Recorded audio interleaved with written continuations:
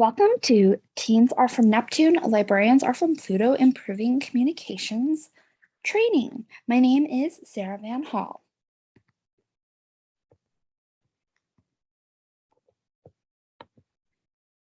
Is this your reaction to teens in the library? Are you perplexed by your colleagues who welcome teens? Do not fear. Take a deep breath, relax. I'm here today to help improve communications between library staff and teens. So first, some definitions. In the library world, teens or young adults are defined as individuals between the ages of 12 and 18 years of age. Some libraries define teens as young as between 9 years old and 18 years old. Other libraries focus on the young adult label instead and define the group as between 16 years of age and can go up to as high as 25. For the purpose of this training, we're going to keep to the most agreed upon definition of looking at teens between the ages of 13 and 19 years of age. Let's look at some background into the brain science. The teen brain goes through a huge amount of hormonal changes in a fast amount of time. And not all of those changes happen at the same time. Different parts of the brain come online at different times. The teen brain increases motivations, sensation seeking, and risk taking, as well as showing a sensitivity to social context and peer status. So, what's the problem with kids today? One of the biggest problems is that the portrayal of teens in the media are almost universally negative.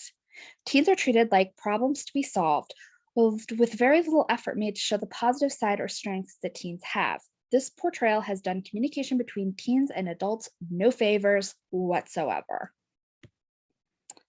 Evidence suggests that teens are more sensitive to negative interactions with adults than positive ones. Negative interactions also lead to negative outcomes. Adults who are scared of teens or stereotype them as problems tend to be sticklers for the rules when it comes to them, thinking that way they can stave off any problems.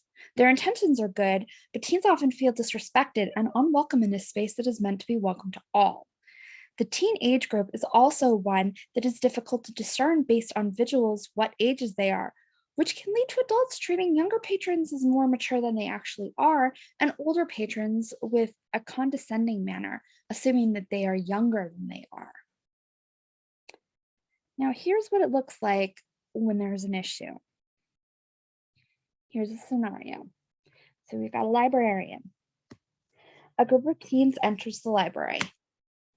"Here come the unholy trio," the librarian says to another librarian. One teen takes a drink of water out of his water bottle. "I'm sorry, there's no eating or drinking in the library. There are signs posted, and we've asked you not to before." "How often have we told those kids there's no food or drink in here?" Blipping and bleeping sounds are heard from the table. Another librarian approaches the table, and the sounds stop. But the librarian moves out of sight from the table, and the sounds start up again. She looks and sees the teens playing on a handheld game. "No game playing in the library. It disturbs the other patrons, okay? Thanks." To her coworker, she says, "Two down." An adult patron approaches the desk. "I don't want to cause a fuss, but there's a boy over there looking at pornography on the computer." "We'll take care of it." One teen coughs loudly as the librarian approaches. Another teen toggles the computer mouse. "We've had a report that you're viewing pornography on the library computers." "I'm just checking my email." The librarian toggles the back button to reveal a porn site. "That wasn't me. There was another kid here before me. Maybe he was looking at it. I was checking my email. You saw me." "I think it would be best if you left for the week. We can't have you looking at porn where other patrons, especially children, can see it. And tell Jay and Silent Bob they're on thin ice." What's the result of that? Librarians think the teens are a recurring problem. They think that they cause a disruption every time they are there. And they wonder why the teens don't go elsewhere to hang out. The teens feel like they are hassled every time they come into the library. They don't feel welcome and they feel disrespected by the library staff. So ultimately, we have a huge communication issue. And essentially, the librarians are expecting bad behavior every time this group of teens comes in. So they kind of get what they expect. And they don't even know the names of the teens who are regulars, which is why these teens feel the way they do. What can be done about it? So how to fix it? One word, one single word will solve the problem, and that's respect. Show respect for teens in a way that is genuine. All teens want is to be heard and to be taken seriously as people, not to be stereotyped, not to be treated as a problem, and honestly, for adults to remember how hard it is to be a teen. Remember customer service in the library and remember that it applies to teens as well as every other group that comes in. Treat teens with the same respect as you would any other patron in the library. Hold them to the same standards of accountability that you do adult, senior, and child patrons, but don't show teens hypocrisy by holding them to a different standard.